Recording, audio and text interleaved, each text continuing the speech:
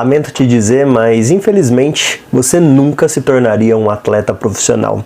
E falo isso com peso no coração porque eu tinha essa vontade e provavelmente você que está assistindo também. Tudo porque a gente não sabe lidar com isso e na real ninguém sabe. E nesse vídeo eu vou te mostrar o que nós precisamos fazer para mudar isso e voltar a ter atletas naquela nossa brasileiragem, no nosso jeitinho brasileiro.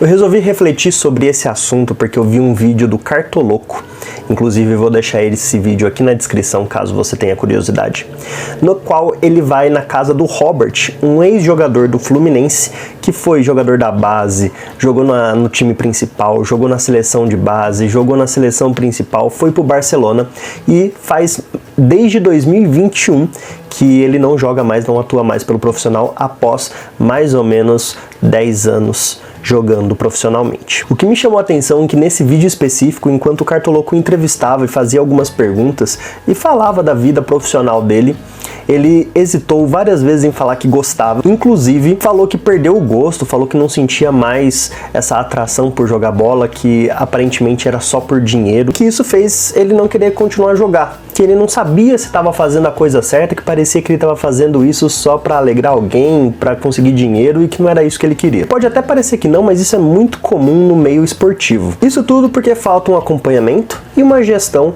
quando se é criança das suas emoções perante aquele esporte que é praticado. E eu vou te provar isso. Quem nunca presenciou aquele jogo de criança, infanto-juvenil, aquele torneio onde nós temos os pais assistindo o jogo dos filhos e esse pai ou mãe ou parente que seja, fica xingando as outras crianças, fica xingando o árbitro, pede melhor desempenho do seu filho ou do time do seu filho, xinga o treinador ou fica cobrando com palavras mais duras e até mesmo brigando com o pai das outras crianças, seja do time do filho dessa pessoa ou do time adversário. Provavelmente você já passou por isso e eu digo por mim porque já vi muito disso acontecer. Isso é algo que prejudica a criança em vários aspectos.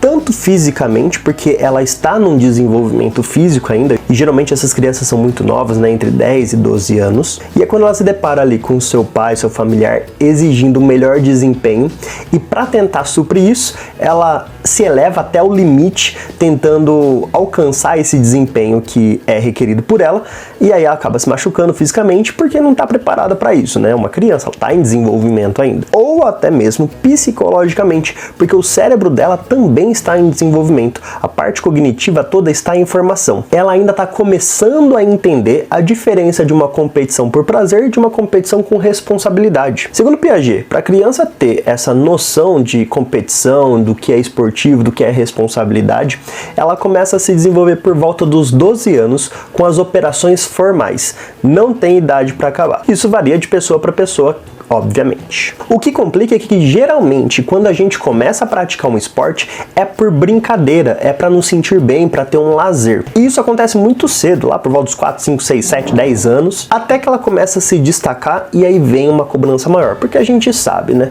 O futebol principalmente, mas outros esportes também, tem uma certa ascensão social, principalmente monetária. E é claro que isso abre os olhos dos pais e dos treinadores também para o possível sucesso e carreira profissional que aquela criança pode seguir. Só que junto com isso vem muita cobrança e muitas regras novas que ela não está preparada para entender e às vezes nem para seguir. Essa cobrança excessiva muitas vezes tira o prazer daquela criança de permanecer no esporte ou de continuar praticando. Afinal de contas, ela começou por lazer e para se divertir. Inclusive, uma das funções do esporte que é muito boa para a criança é trazer alguns ensinamentos, como o de ganhar, o de perder e o da disciplina de respeitar os adversários e também o seu treinador, técnico e professor. Só que nessas competições, onde o familiar seu ou de outras pessoas ficam gritando na beira do campo, na beira da quadra, acaba destruindo um pouco desse prazer e ensinamento que o esporte traz pra gente. Confunde a cabeça da criança no sentido de que, por exemplo, é ensinado para ela que no esporte ela precisa obedecer o técnico e fazer as táticas que o técnico planeja, entendendo todo o contexto do time, mas que ela também deve respeitar e obedecer seus pais. Então olha o conflito que essa criança está passando agora.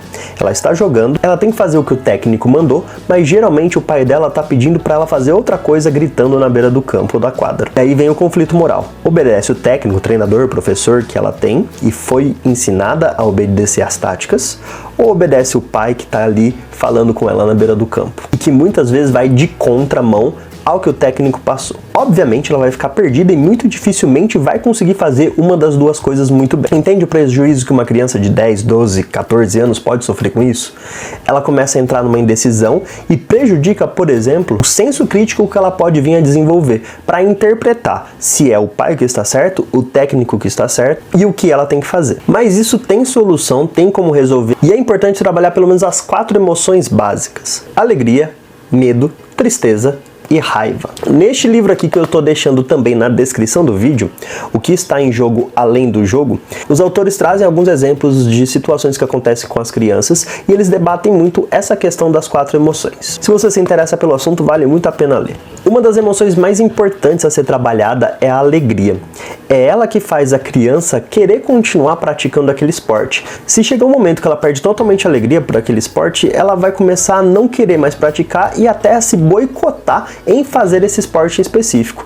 Tem uma série muito boa chamada Sex Education, em que um dos personagens, se eu não me engano ele chama Jackson, ele compete em natação pela escola e chega um determinado momento da série que ele tem alguns problemas e ele boicota, quebrando a mão praticamente de propósito. Ele não tem muito essa consciência, mas é feita de propósito para que ele consiga pensar e relaxar um pouco antes de tomar algumas decisões que a série está tomando rumo. Mas voltando aqui para o nosso assunto, a alegria, ela é a procura do bem-estar. Então muitas crianças chegam em consultórios de psicologia alegando muita pressão e que não sentem mais prazer em exercer aquela atividade física. É importante retomar a alegria que ela tinha, a felicidade que ela tinha também em encontrar os amigos no treino, na prática, no campeonato. E isso tudo favorece uma leveza para que ela consiga exercer as atividades físicas que ela tá ali para aquele jogo, por exemplo, de futebol, para chutar, para cruzar, para correr, ou no basquete para pular, no vôlei também para pular, para sacar. Isso tudo facilita os movimentos porque ela vai estar mais relaxada e não tão tensa em não querer estar ali praticando aquela atividade. Quando nós temos um hobby, a gente tem prazer em fazê-lo. É diferente de quando a gente tem a obrigação de fazer porque tem um contrato ou porque tem dinheiro envolvido. Um exemplo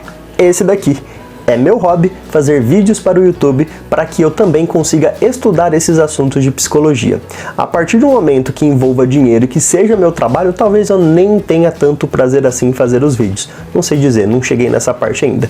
Mas se você me ajudar se inscrevendo no canal, talvez eu chegue lá e te conte o que acontece. Quando fazem entrevistas com esses prodígios do futebol, por exemplo, dizendo o que eles querem fazer para se tornar profissional, o porquê que eles querem isso, geralmente eles falam frases muito ditas por outras pessoas, geralmente de sua família ou de outros jogadores que também passaram pela mesma situação, dizendo que querem se tornar profissionais para jogar num time grande brasileiro, ir para a Europa, fazer fama, conseguir dinheiro e poder ajudar a sua família. O que não está errado e é muito digno. Se a gente parar para pensar, para uma criança de 10, 12, 13 anos, a capacidade cognitiva delas ainda não está preparada para entender totalmente essa relação do dinheiro que ela pode vir a ganhar sendo jogador de futebol. Uma criança nessa idade, geralmente dependendo também da sua condição social, ela pensa em comprar um celular, comprar um videogame, num futuro comprar um carro, comprar comida caso seja a dificuldade da sua família e do seu estado financeiro, mas dificilmente você vai ouvir alguma criança dizendo que quer continuar jogando bola, ir para o profissional, tornar isso um trabalho,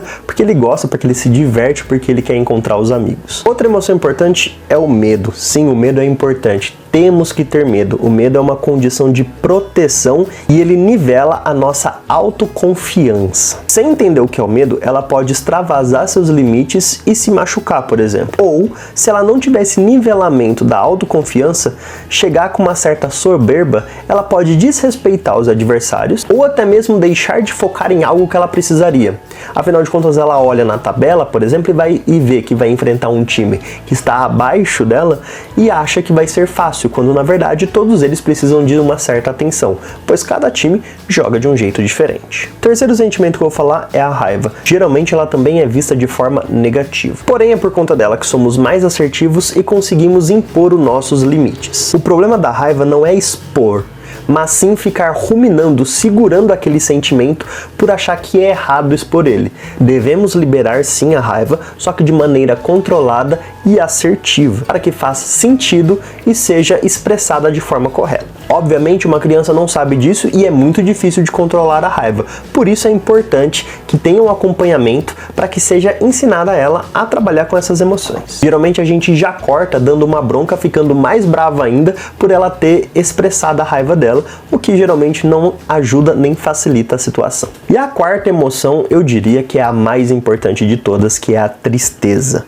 E não quero dizer que é melancólico ou que eu gosto de ficar triste. Não, mas a tristeza ela traz a reflexão. Na psicoterapia é chamada de dissociação cognitiva, o fato de você refletir e ver o que você é e o que você quer ser e entender o que você pode melhorar em cima disso. Somente quando se perde ou quando se faz alguma coisa errada você fica triste e consegue refletir sobre o que você errou ou por que você perdeu. No fim das contas, o que eu quis dizer tudo aqui foi que calma, relaxa, não coloca pressão na criança, deixa eles brincarem, deixa eles se divertirem, que aí a gente vai ter, por exemplo, o nosso futebol voltando a ser aquela brasileiragem, o toque me voe. Espero que vocês tenham gostado, que tenha feito sentido para vocês e até o próximo vídeo. Tchau!